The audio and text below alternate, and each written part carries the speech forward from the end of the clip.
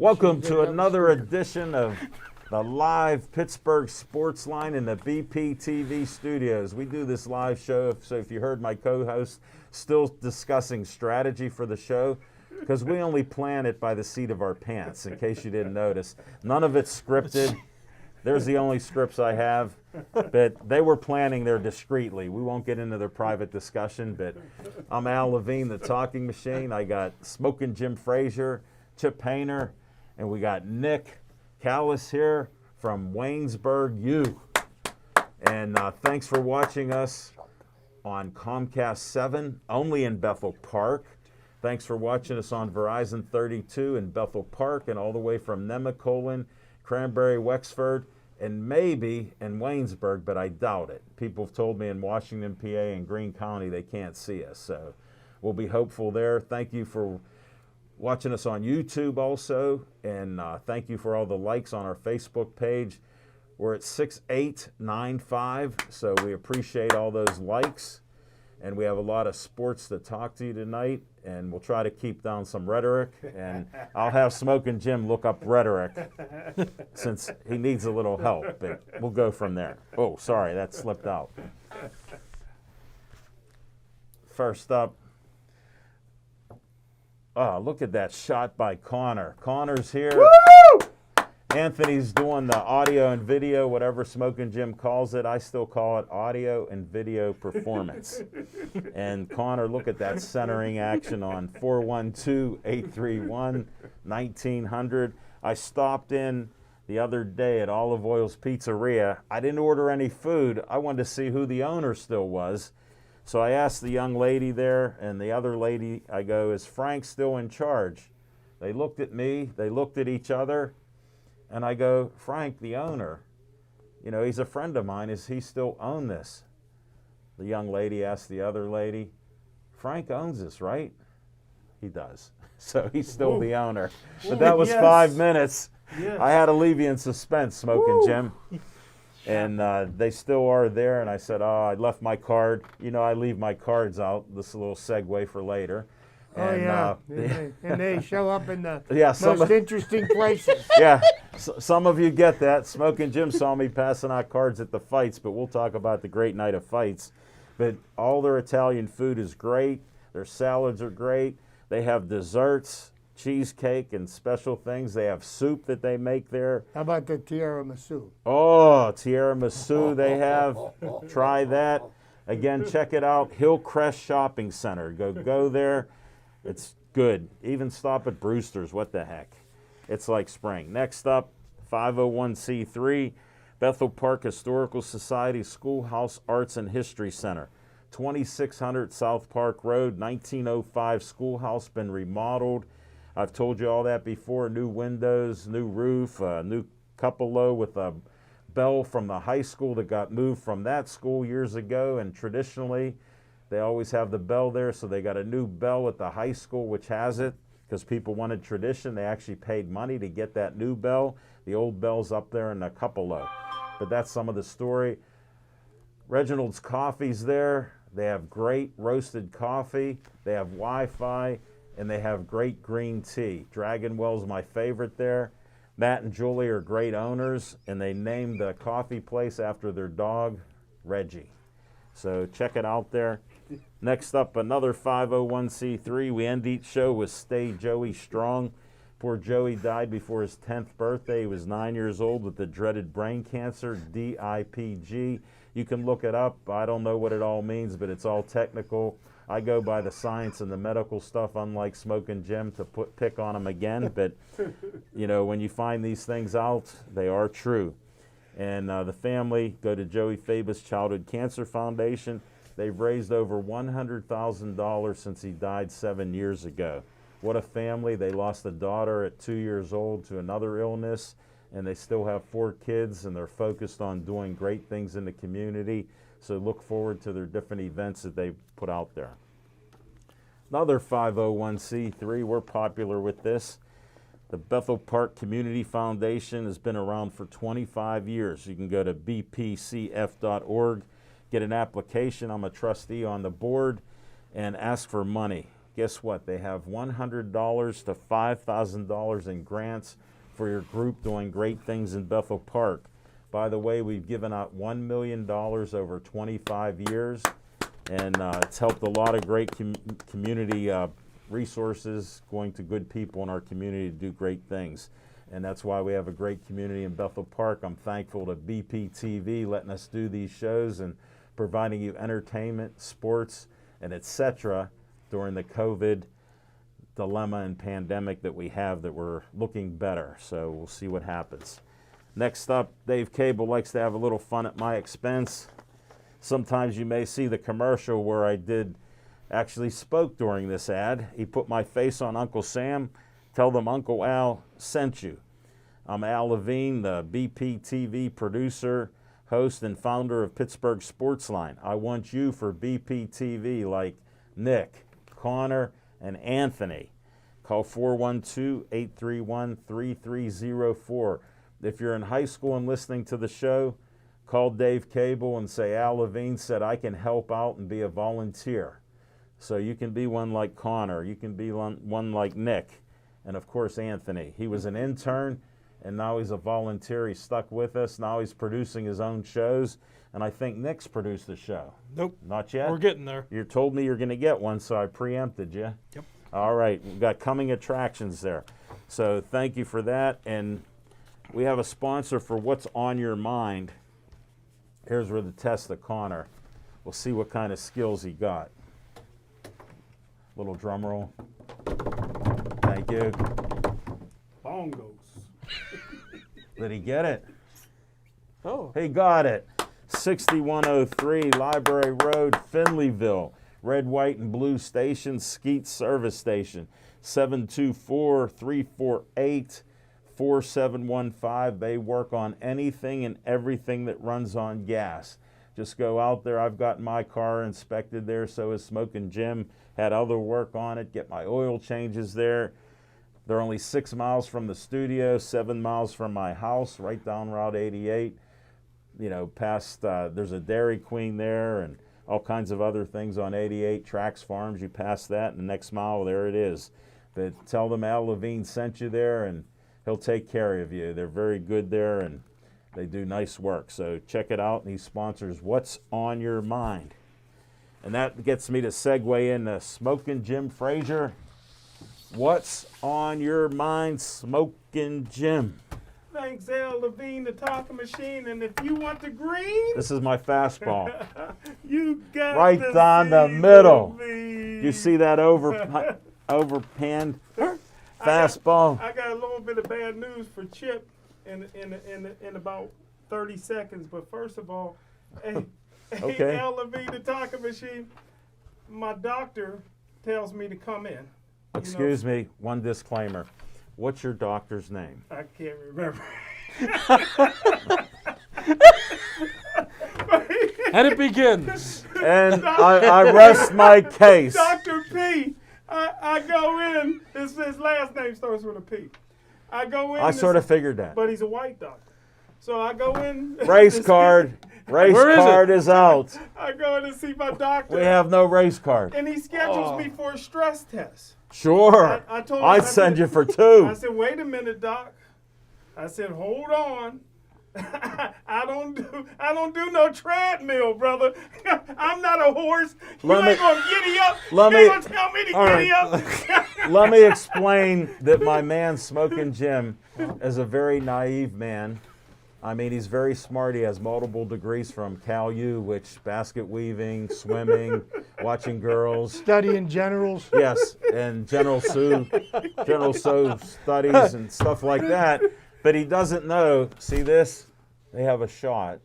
They can inject you to do a stress test. See, you was one step ahead. That's what he said. He says, we'll have you. You can lay down. We'll put chemicals in you, and you can do it that way. Hold I it. said- Disclaimer again. You don't believe in shots. Why are you letting them shoot you? No, I don't. There's certain shots I ain't getting, but I believe in shots. But hey, hell, I mean, What does that mean? Hey, Uh, I said I usually like to sit to get fit, but I don't mind laying down at 7:30 in the morning next Wednesday. Yeah. I get home from the after hours at 7, so I can just sleep right through, bro. Right. Take my little nap. But here's the bad news for Chip. I took a lot of heat last year when I said Paris Ford quit on his team.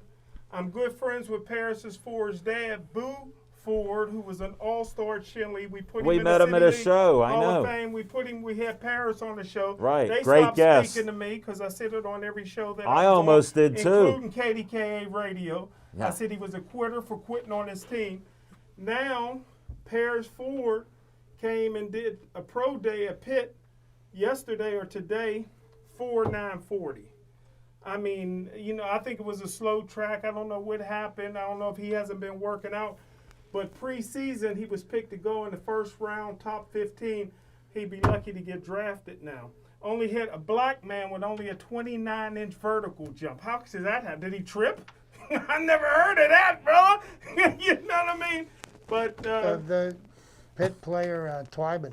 40 reps. 40 reps at 225. But he ran slow, too. But, boy, is that strong. 40 reps I've never at seen anybody do 225. that. That's amazing. well, Smoking Jim, Joey I Porter gotta used to I do gotta that. congratulate Joey you. Porter. Wow, that's amazing. Smoking Jim, I gotta congratulate you for always finding a negative about something that should be positive.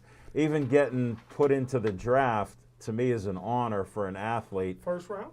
to be in the draft, whether it's 5th round or whatever else. That's okay. Wow. Well, he got some bad advice because, I mean, if you're a Bo Jackson or you're John Elway or you're a Deion Sanders, you can do what you want. But the one little thing can mess you up. And I've been dealing with the draft for a lot of years, and he's going to be a steal somewhere if they give him a chance to make it. But he ain't going to make no money for a while. But I'm glad you brought up this negative report here. But thinking of what's on my mind. Oh, okay. I thought that was. What's on my mind is See, reverse. What's on my mind is reverse discrimination. Okay. Andy Russell should be in the NFL Hall of Fame. Andy Russell was the piece of the steel curtain that doesn't get credit for.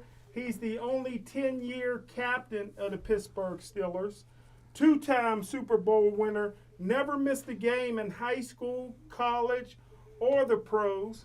Never missed a tackle. Never missed a tackle either. Then, and Chip will agree with me. How do you know? In the prime of his career, he had to miss 2 seasons to fight for his country as a lieutenant in the service. That's back when country meant more than sports. What year at was that that? time. What- I'm not sure. It's back there. Thank you for the history. Right around the time when black folks got the right to vote, around 67, 68, right around there. That was around riots. That was around the riots, too. Yeah, again, Andy Russell, in my opinion, should be in the Pro Football Hall of Fame, a 7-time Pro Bowler. And he's a victim of the success of the Steelers of the 70s. I don't agree with that. I don't agree with that. He's What a about victim. How many He's a- more? How many What more about players? L.C. He's a Greenwood? victim of What ab- free lunch ad Bouchette. If Myron Cope was still the guy that pushes Alive. for the Steelers, He would have get to be in, alive. Andy would get in. Donnie Shell would get in. Free What lunch about ad L.C. Free Greenwood? lunch ad Bouchette. All he cares about. What is a about free L.C. meal. Greenwood? He's already in Canton. He got buried in Canton. No. He got buried in Canton, Mississippi. HOF. He got buried in Canton, Mississippi. I can't brother. argue with you. Thank you, Smoking Jim. He's not in the He HOF. should be in. Thank I you on agree. that. He finally come to the truth, folks. It took a while, but we got through that. Chip Hayner, what's on your mind?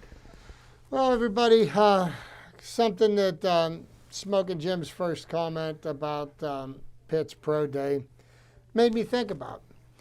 You think about all of the athletes that play in the Pitt football program over, say, let's just say the last 10 years. Yes. How many of those players are spread out through the NFL right now. There's a 3-time NFL Defensive Player of the Year. Played at Pitt. Guess where he grew up? So anyhow, my point is, how can a team that produces so much NFL talent never do any better than 6-6? Good point. Good point. Just, I don't expect an answer to I that have question. an answer. I have a simple answer. Poor coaching. My dad said you always need the horses, and when they're not winning, you got to look at the coach. That's what I was thinking. And my dad taught me that my whole life. Okay, so How to give you the answer. further to go along what's on my mind. Usually every spring and in the month of March, madness bites me. And I think that the NCAA basketball tournament is one of the most exciting sporting events of the year. Okay? And this year I have a lot of trepidation about the NCAA basketball tournament. And just to give you all a little update, the very first play-in game was won by Texas Southern over Mount St. Mary's College, All black. 60-52. There's a game in progress right now. Wichita State and Drake are playing right now. They're in the first half. But here's what my problem is with the NCAA basketball tournament this year, and this is the first year that I haven't put out at least filled out 5 or 6 brackets. Wow.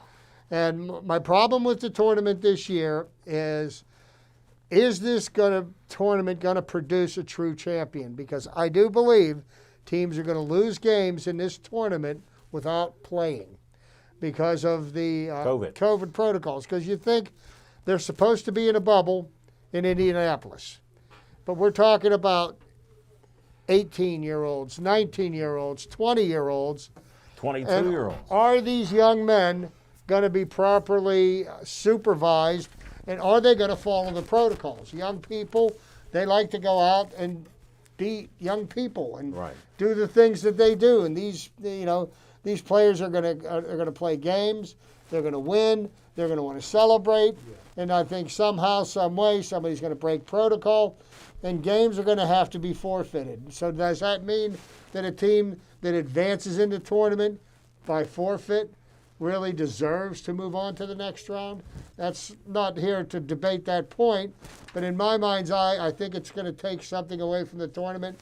I hope the tournament goes off without a hitch, without a forfeited game, without any COVID outbreaks. I just have my concerns about it, but that's what's on my mind. No, they're good points. They're good points, Chip. No doubt Go about it. LSU. That's all I care about. Smoking Jim, you should have gave me the $1,000 because I'd have given it back to you next week. Next week you'll be like, "Hey, machine, can you lend me $250?" If you're gonna bet, don't start. No, it's too fitty. Yeah. Yeah. $250. I stand corrected. All right, Nick, what's on your mind? Smoking Jim, Yes, sir. I got a story Okay. for you. All right. So, and this is not fabricated at all. Oh, is this the No, truth? seriously, Is I'm this the being truth? serious. I'm being serious. All right, we needed that. So my mom was cleaning out her closet a week ago, and she found one of her old wallets, and out of her wallet, she found one of these. Wow. It is an Al Levine, the Talking Machine business card. I don't believe it, but Right? go ahead. So, well, What do you mean? You see, I pass them out all the Your time. family. Why shouldn't you? exactly. So I'm just sitting there thinking, man, my Al was so dedicated to getting me on this show and getting me the ownership Years. of the entire station that years ago he planted my mom one of these business cards just so I'd be on this show one day. There you go. And wait, and I interrogated Al Welcome about aboard. this. I interrogated Welcome Al about this aboard. before the show started, and he neither confirmed nor denied that he was ever there. I take the fifth. Study that under the Constitution. I take the fifth. That's good, man. I've been in Greentree before. Matter of fact, I just shared with Nick, my son and I go for a ride for an hour each day to get out of the house. And he goes, "You want to go to Greentree?" I said, "Yeah, we'll hit my old neighborhood again, Park Edge Road." So we were out there just last week ourselves. You ever go to your old neighborhood on the hill? Yes, I did that a month ago. Where if you don't have 2 guns, you're underdressed. What is No, that? I went there with the windows open. What, It was is winter. Is that Mercy Hospital? Yes, that's the emergency room at Mercy Hospital. So they welcomed me in. They go, "Oh, you're back." I gotta be surprised too. You held out the handshake, and I was just surprised for a second. I haven't shook hands with somebody. Well, in years. I have my COVID feels shot. like- I have a COVID Oh, shot. that's true. So I have a little less risk. Yeah. Even though Smoking Jim doesn't understand risk. Right. So we'll explain that later. But that's what's on my No, but mind. that's part of There it. we go. Thank you very much, Oh, Nick. man. I'm glad we got through it, and nepotism only come out once. Great story. We're still trying to find out when the mother got the card or where they were. Yeah, nobody's sure. We'll find that out. Chip, I'm staying mum on that. Good. For the mum. What's on my mind is everybody talks about the Steelers. We ought to sign this guy, sign that guy. So I see we lost 4 guys in the blink of an eye, and they made some big money. Bud Dupree, who Smoking Jim thinks we should have kept him, even though he played well for 2 years. I don't know what happened his first couple years, but he only ran one way, and it was past the quarterback all the time. T.J. Watt came here, and he could catch the quarterback. And he signed for, I thought I heard $36 million guaranteed and $64 million contract. Unbelievable. And then everybody's saying we need Hilton. He left us. And look at Alualu. He only played like a third of the snaps or whatever, but he was a force at nose guard when he was in there. So now we need some players. The basic core of our defense is still good. And, you know, people are down talking about Colbert and all that, but even Smoking Jim, he's friends with all these guys. But I think they've done well, and they have a core there that they can work with. And we'll see what happens. I'm interested in seeing if Connors goes down to the minimum vet, contract, if they sign him again just to keep him on there. So we'll see what happens, because spending money's a little tough with the cap. So I'm interested in that, and that piqued my interest this week. Just wanted to bring it up because I know some of you are thinking about it. And I listened to the fan, and they were talking nonsense about a lot of this. You forgot to mention that they released Vince Williams, Yes. which freed up about $8.5 million under the cap. Right. Okay, so that positions I can't them. get them all. I just caught the 4 that were at the top of my mind. Well, there. and to speak to the point about Bud Dupree, I would have loved to have seen Bud Dupree sign for Pittsburgh, but for $16.5 million. You can have it. The Steelers couldn't afford to do that, because if the Steelers would have paid Bud, then there's not going to be money in the coffer to pay T.J. Watt. And I believe T.J. Watt, when he does sign with the Steelers, will be the richest defensive player's contract in NFL history. Oh, sure. Until the next one. Yeah.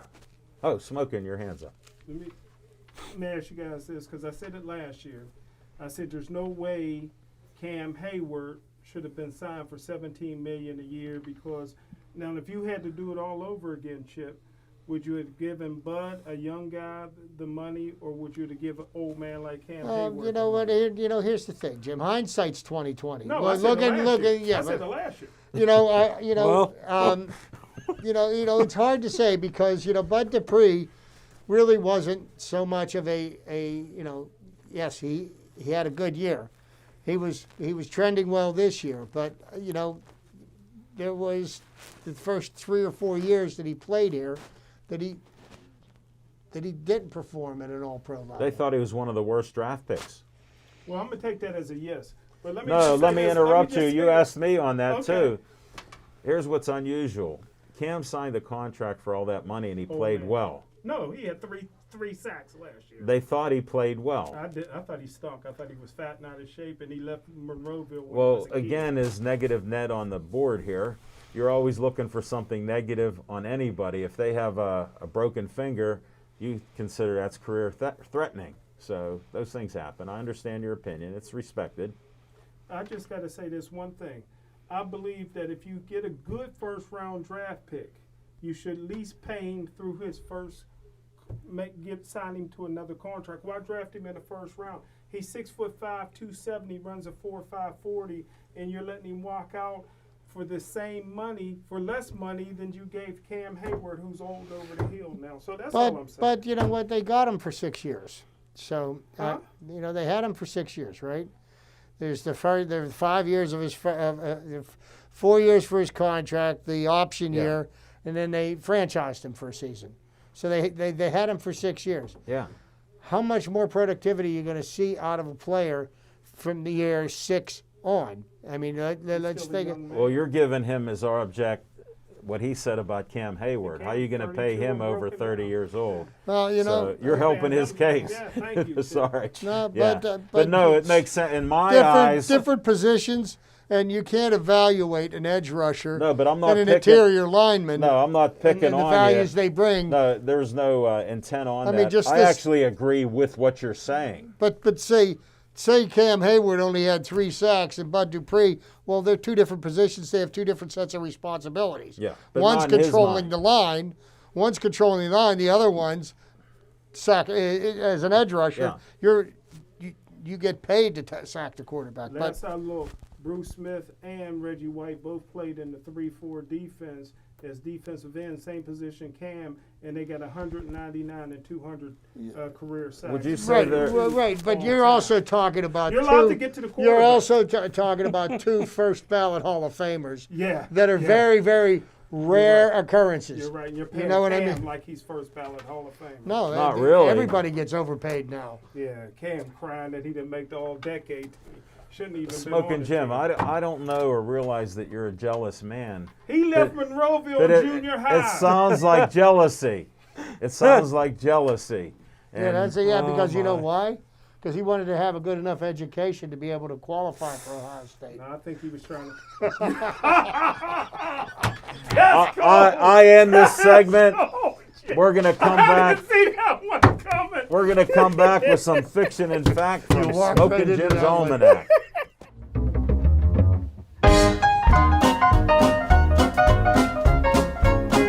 Thanks, Al Levine, the talking machine. My main man, my favorite fullback, Nick with the big arms, is here. We representing Waynesburg with all the orange. Oh, and we- I tell you what, There's no we in I don't that. have an orange. I tell you what, man. There ain't no we. Nick don't have no orange, and I never seen the book, but he said he go to Waynesburg. But he got the voice.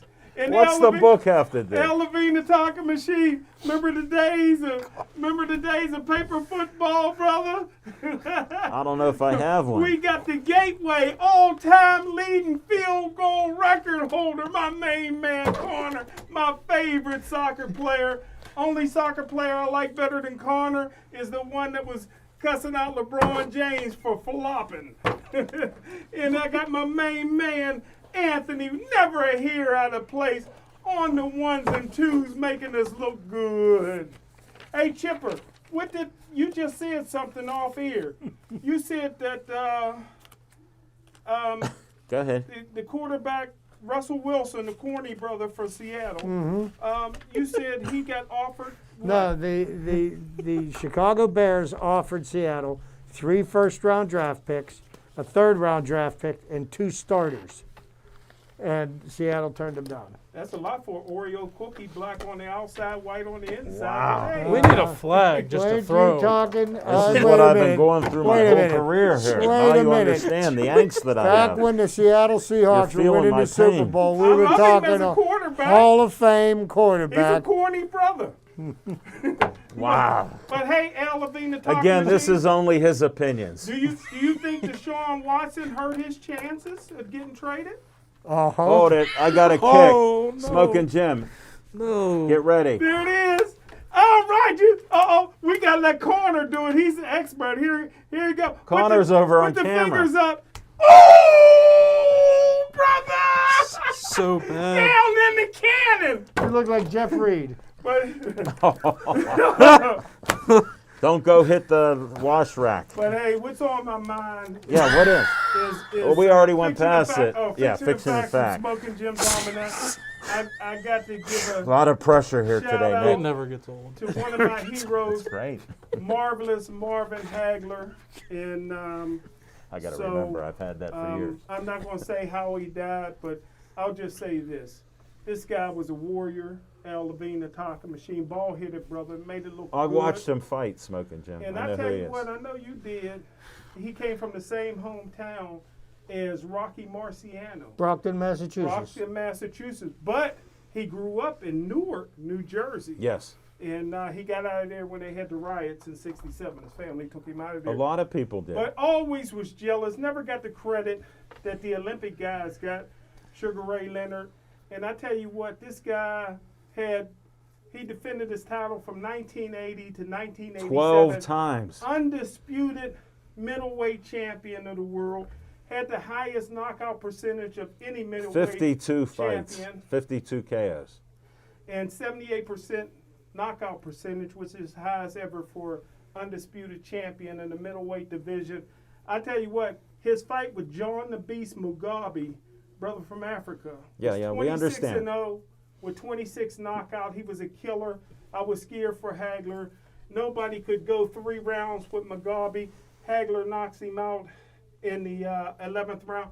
And then the fight with Tommy Hearns. Three Yeah. rounds. Three Three round rounds war. of the Greatest first fight. Anybody round. else would have been out in the first round. Greatest fight in boxing history. The greatest 3-round fight in boxing.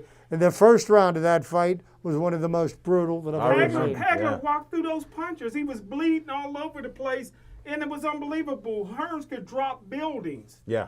But then again, I seen a flaw in Hagler. You know how I call fights. Other than Again, Floyd Money Mayweather, I'm disclaimer, about he looks for 100%. negative things. Looks for something When he negative. fought What Roberto- was it? When he fought, What was when it? he fought the Hands of Stone, Roberto Duran. Yeah. I seen some little chink in the armor. Who's? Of Hagler. Okay. And I tell you what, it was a close. He was supposed to knock Duran out. Duran fought a good fight.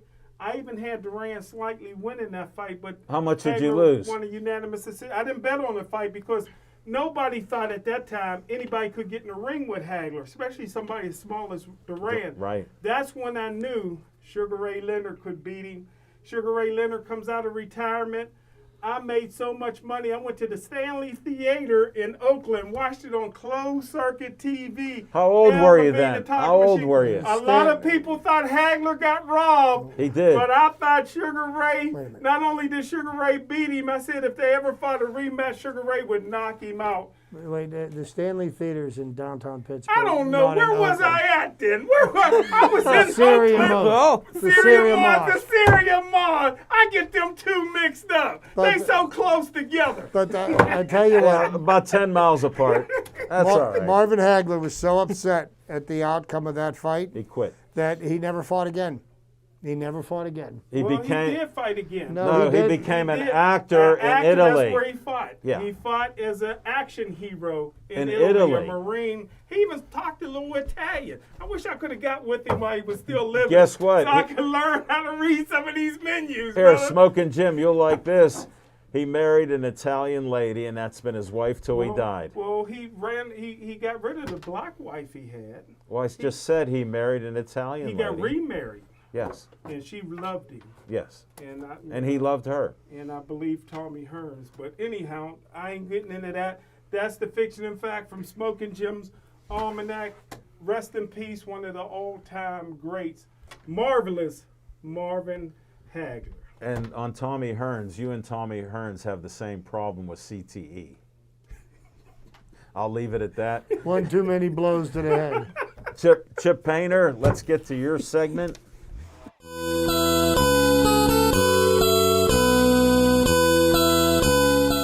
I teased this segment, and Let me guess. one of the things they have always said about Major League Baseball is that the ladies love the long ball. And I'm going to talk about the two greatest home run hitters in Pirates history. And I'm going to talk about number 2 first. Okay. And Alan will get this. Nobody else here will. but he's famous for the quote, "Home run hitters drive Cadillacs and singles hitters drive Fords." Ralph Kiner. Ralph Kiner, nonetheless. Ralph Kiner played. Thank you, Chip, for setting me up. Major League Baseball player, played for the Pittsburgh Pirates, Chicago Cubs, Cleveland Indians from 1946 1955. He also served as an announcer for the New York Mets from the team's inception until his death. And the interesting thing and how I was first introduced to Ralph Kiner was by watching Kiner's Corner on WOR TV out of Secaucus, New Jersey. Yes. So, quick Very rundown famous. on his playing career. Kiner made his major league debut on April 12, 1946 with the Pirates. He finished the season with 23 home runs, but 109 strikeouts. Wow. After the season, the Pirates convinced future Hall of Famer Hank Greenberg not to retire. Greenberg gave Kiner hours of instruction, and in 1947, Kiner led the major leagues with 51 home runs, while striking out fewer than 100 times. Many of Kiner's homers were hit into the shortened left field and left center field porch at Forbes Fields, originally built for Greenberg and known in the press as Greenberg's Gardens. Yeah, famous. The porch was retained for Kiner and redubbed Kiner's Corner. Kiner would later use Kiner's Corner as the title of his post-game TV show in New York. How could he not? In 1949, Kiner topped his 1947 total with 54 home runs, falling just too short of Hack Wilson's then National League record. Wow. It was the highest total in the major leagues from 1939 to 1960, the highest National League total from 1931 to 1997. It made Kiner the first National League player with two 50-plus home run seasons. He also matched his peak of 127 RBIs. So from 1947 to 1941, Kiner topped 40 home runs and 100 RBIs each season. Wow. Through 2011, he was one of 7 major leaguers to have at least 4 30 home run, 100 RBI seasons in their first 5 years, along with Chuck Klein, Joe DiMaggio, Wow. Ted Williams, Wow. Mark Teixeira, Albert Pujols, Ryan Howard, and Ryan Braun. Wow. Kiner's string of seasons leading the league in home runs reached 7 in 1952 when he hit 37.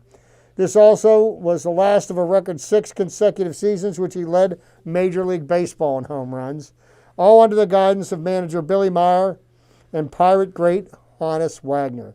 He was selected to participate in the All-Star game in 6 straight seasons. Ralph Kiner's statistics for the 9 years that he played Major League Baseball: 369 home runs, 1,015 RBIs. He was elected into the Hall of Fame in 1975 with 75.41% of the vote Just enough. on his 13th ballot.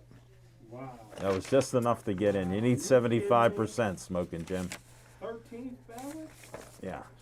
See? You understand percentages. You understand what happens when you don't cheat the game? You try and you try and you finally succeed because you didn't cheat. Next up. Great point, Chip. Next up. Who is this guy? Who could it possibly be but no other than Wilver, Darnell Stargell, nicknamed Pops, known by many as Willie Stargell, but he preferred to be called Wilver Stargell. Right. And the only 2 people that referred to him by his given name was, of course, Bob Prince and Vin Scully, Oh, I who didn't know just that. retired in the last couple of years. I didn't know that, Chip. Thank you. So he was a left fielder and a first baseman. I remember watching Willie Stargell play in the left field bleachers at Forbes Field when I was a child. He spent all 21 seasons of Major League Baseball from 62 to 82 with the Pittsburgh Pirates. He had the most home runs of any player in the 70s with 296, many of them tape measure varieties. During his career, he batted .282 with 2,232 hits, 1,194 runs, 423 doubles, 475 home runs, 1,540 runs batted in, helping his team win 6 National League East division titles, Go Buccos. 2 National League pennants, and 2 World Series championships, 1971 and 1979. Stargell was a 7-time All-Star and a 2-time National League home run leader. In 1979, he became the first and currently only player to win the National League Most Valuable Player Award, the National League Championship Series Most Valuable Player Award, and the World Series Most Valuable Player Award in one season. In 1982, the Pirates retired his uniform number 8, and he was inducted into the Baseball Hall of Fame. Beloved in style for his style of play and affable manner, Stargell hit 7 of the 18 balls ever hit over Forbes Field 86-foot high right foot stands. Yes. And the other guy was Babe Ruth. Yep. Yeah. Yeah, the biographer Frank Garley relates that the Stargell's family and friends called him Wilver, and that Dodgers broadcaster Vince Scully also made a point of using Stargell's given name. Scully said that because he used the name Wilver, he became Stargell's mother's favorite broadcaster. Wow. She Yeah. cut the gunner right out. One of the things that Willie Stargell was famous for, besides the captain of the family in 1979 when the Pirates won the World Series, but he hit his first home run. He hit the first home run ever. His first home run was the first home run hit at Shea Stadium. Okay, let me see here. How about hitting home runs out of L.A.? Well, I'm getting there. Thank you. On nervous. August 1st, Stargell collected 5 extra base hits, 3 doubles, and a 2010 victory over Atlanta at 2010. Fulton County Stadium. He hit, I believe, and I'm trying to find it here. You got a lot of info, buddy. Yeah, and I've got this all highlighted, but he hit, I believe, 4 balls out of Dodger Stadium. Yeah. Of the 8 balls that have ever been hit out of Dodger Stadium, Willie Stargell hit half of them. I'll throw another one if you can find it. How about Montreal? Montreal, he Hitting the swimming pool? at Jerry Park. Yeah. Okay. Also in Montreal, they put a gold seat up there where he hit a home run. Yeah. And he consistently hit How tape about measure. Three Rivers Stadium? Even that Veterans Stadium had a seat where they put, it was 535 feet from home plate. Right. Where Stargell hit a home run into the upper deck. They put a star with Stargell's 8 I on remember it seeing that, yeah. on the seat, and that was there until the. And that's in Philadelphia where they hate us to honor a guy like that. And then Three Rivers Stadium, they had seats marked off in the upper deck. Okay, here's the part that at one time Stargell held the record for the longest home run in nearly half of the National League baseball parks. On August 5th, 1969, he hit a home run off Alan Foster that left the stadium 507 feet, the longest home run ever hit at Dodger Stadium. Yeah. He hit his second home run out of Dodger Stadium May 8th, 1973, measured 470 You found feet. it, buddy. Dodgers starter Don Sutton said of Stargell, now Don Sutton is a Hall of Fame pitcher. Great pitcher. I never saw anything like it. He doesn't just hit pitchers, he takes away their dignity. Only 4 other home runs have been hit out of Dodger Stadium. In June 25th, 1971, Stargell hit the longest home run in Veterans Stadium. Pirates went over, but the shot came in the second inning, chased Jim Bunning. The spot where the Another ball great landed was pitcher. eventually marked with a yellow star with a black S inside of it. This is in the Phillies Stadium, inside a white circle, until Stargell's death when the white circle was painted black. The star remained in place until the stadium's demolition. 1971, against Wayne Twitchell of the Expos, Stargell hit the only fair ball to ever reach the club deck of Olympic Stadium. The seat where the ball landed, the home run measured 535 feet, was replaced with a yellow seat. Wow. Last but not least, in a tribute to Willie Stargell, well, two things. Of the men that have collected 5 hits, including a home run, he had 5 extra base hits. That has not been done. Bob Robertson also collected it, including a home run, not until Andrew McCutchen and Garrett Jones did it in 2012, with 2 Pirates collect 5 hits in the same game. Wow.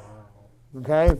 So last but not least, Well, what and about this is Rennie what he Stennett? was. What about Rennie Stennett with his 7 6? hits, Oh, 7 hits Yeah. in a game. Right. At one time, Bob Prince, the colorful longtime Pirates radio announcer, would greet a Stargell home run with the phrase, "Chicken on the Hill." This referred to Stargell's ownership of a chicken restaurant in Pittsburgh, the Hill District. For a time, whenever he homered, Stargell's restaurant would give away free chicken to all patrons that were present in the restaurant at the time of the home run, in a promotion dubbed Chicken on the Hill with Will. Prince himself once promised free chicken to listeners if Stargell hit a home run. Stargell did homer. Prince picked up the bill, $400 at his restaurant.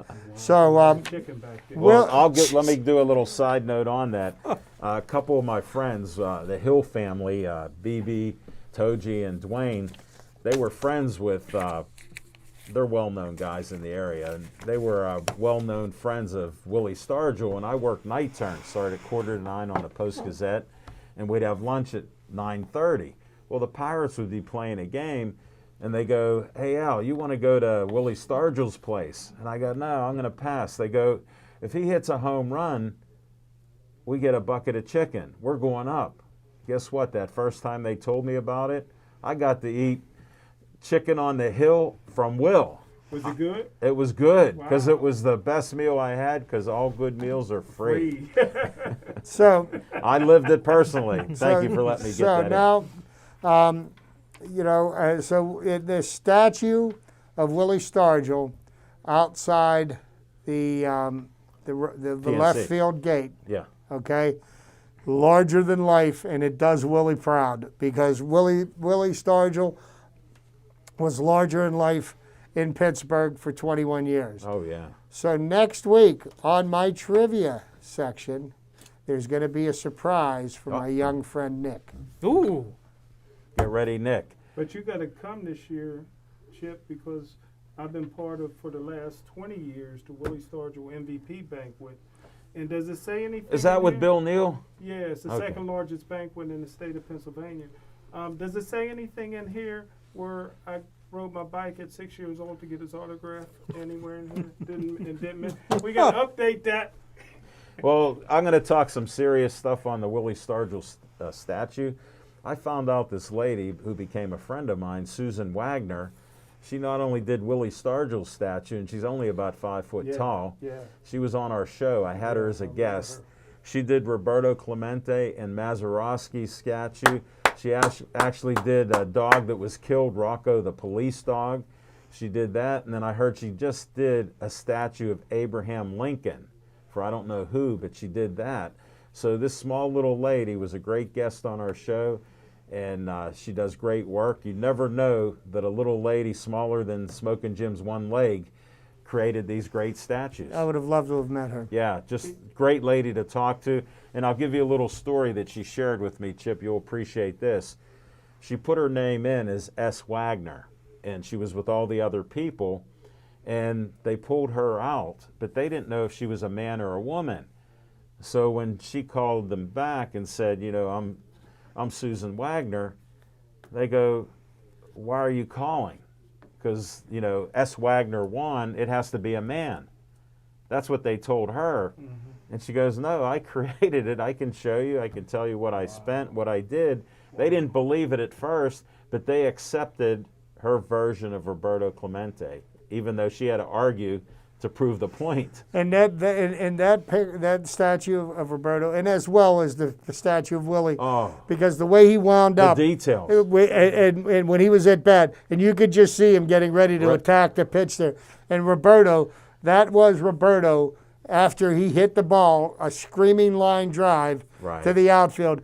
If you've ever watched him play, that was I just, did, she captured his essence. And- Same thing with Willie Stargell. And Amazing. she saw many pictures of it and came up with these little things. I forget what they call it, the little statue. She even showed me one that she used to come up with it. And she even did a statue of Michael Jordan, too. Wow. So she gets these different jobs. And she's right here in, you know, I'm trying to think what district, but it's an eastern part of the city of Pittsburgh. So she's out there right past Lawrenceville. Yeah, not quite all the way out by the mall. No, and no, not where that whatever that town is, but yeah. Whatever that town is, it's east of Ben Hills. All right, we've been carrying on about all this sports talk. We got to go to Nick and his segment. We don't even know what to call it, but I'll call it Nick Says. Nick Says. What's Nick saying? Well, the short amount of time we have left, I'll keep this one brief. I surprised Smoking Jim because I don't fill out a March Madness bracket. I don't really follow March Madness at all either.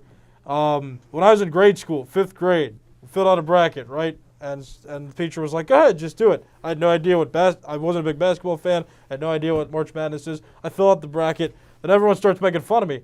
Nick, you have Robert Morris going into the second round. Wow. Whoa, you put Pitt going into the Final Four. Oh, I'm like, I don't know. No comprehension to that. Right, like I'm just like a little 10, 11-year-old, just like, what is March Madness? You gonna educate me on which teams are good or And not you come good? from a sports family. How could this be? They don't follow basketball. Okay. My family was big on baseball and football. Okay. So yeah, they weren't big basketball people. So I never learned right. basketball. I never followed college sports before. So because of that experience, I'm just like, you know what? This isn't fun to me because everybody's judging me, and I'm ignorant to the subject of March Madness. So Wow. yeah, I mean, hey, if you want to go on Facebook, go onto the Pittsburgh Sportsline Facebook page and comment why I should watch March Madness, please do so. But like, I just don't have any incentive. My roommate was even making fun of me. He's like, Nick, you're not a real sports fan if you don't watch March Madness or follow it. And I'm like, I Since we're not related, I'll share this. All right. My dad was a huge basketball fan, you know, from my uncle playing the first pro team, the Raiders in Pittsburgh, 1945. He refereed basketball for 30 years. He filled out brackets, and he was lucky. One year, he won 2 brackets and got money. Other times, people were asking him, you know, who he's picking. He goes, I'm not telling you, I'm putting them in. And he would win, come in second, and things like that, and he loved it. And he goes, Alan, you going to play a bracket? I go, Dad, I don't believe in him. I go, I'll watch the games. I got the luck of your uncle. No, no way. All right, we're going to go to my segment. If you want to put that on location up. We don't have to talk. That's what he said. Okay, then I'll just go to it. I'll handle it. On location, we had a great on location. We want to talk a little bit about the boxing there. We like to give the updates. The video's out. I didn't even know it. I missed it. Got a phone call from Ed the postman, who's now Ed the VA nurse. He's an over 50 guy. He's fought 76 times. Wow. And you got to watch his fight, and he's going to have a rematch like I called for on that fight because there was no knockdown, just a liver punch. And he wasn't hurt. It's just his knee got dislocated. And Smokin' Jim and I were honored to be announcing the fights at USS Fight Academy for USS Cunningham and his team out there at the USS Fight Academy. They were just great. And Caitlin was the lady that helped us. I remembered her name on the drive home. Oh, yeah. Yeah, and she Caitlin. helped Sammy Vasquez and those guys. Because she even made a comment, because I go, I can't think of her name, and I told you that, because usually I'm good. On the ride home, I go, now I know who she is. Wow. She helped us, got us a great location. We were right there. Great night of boxing. Smokin' Jim, you know, is a little boisterous with fights of the night. He was saying the first fight of the night was the first fight. The ladies were fighting, and this Abby, first time fight, one of the best women fighters that I ever saw in my years of boxing. We thought she was a fighter for 3 years, 4 years. The skills, the footwork she had, she ended up winning this fight, and they were fighting non-stop throwing punches, which was awesome to see. You know, and it was just a great thing like that. And there were plenty of other guy fighters that were great, young kids, future champions. And it was just an honor to be there. I heard they're going to have a next show, May 1st. Jim Santamaro asked us if we would be interested in doing other shows. I said we'd be honored. So look for us doing that on location. That's my on location report. And if COVID goes away, in spite of Smokin' Jim, we'll be looking for some other shows locally to do our Pittsburgh Sportsline on location. So stay tuned for that. And anything else you want to talk, a little Penguin talk with this last minute or so? Penguins on a 6-game winning streak. Yeah. Unfortunately, a couple of bad injuries. Teddy Bluger's Still out. off. Evgeny Malkin's on the injured reserve. Which What a means hit he that took. He's has to miss at least the next 3 games. And they said it's a lower body injury. The next 3 games are against the New Jersey Devil. Penguins are losing at the end of the first period, 1-0. We were talking about this before we went on the air. Yeah. But, the Penguins should, at the very least, win 2 out of these 3 games. And if they are truly to be playoff contenders, they should take them all, just like they did at Buffalo last weekend. Yes. So the Penguins have been playing really well. Tristan Jarry is proving that it was the right decision to trade Matt Murray and to keep Tristan Jarry. Casey DeSmith put up a shutout against Buffalo last He weekend. looked great. So the Penguins have been playing very, very well. So let's see what happens in the next week. Other than that, lots going on with the NFL. We'll find out if Steelers made any moves in free agency next week, and Jim and I will start picking Well, out I'll give the tease. Next draft. week, we're going to have some draft talk with Chip and Smokin' Jim with little ads on from Nick and I, because we can add a couple 2 cents in there at least. We can do that for sure. And thanks for watching us again in our studio. Please stay healthy and safe and keep watching us. And check out the fights, because that's up, and you'll enjoy these 10 fights. They were just awesome. Smokin' Jim said we did a great job doing it, so I'll accept his compliments this time because I believe he's honest. Please stay Joey strong.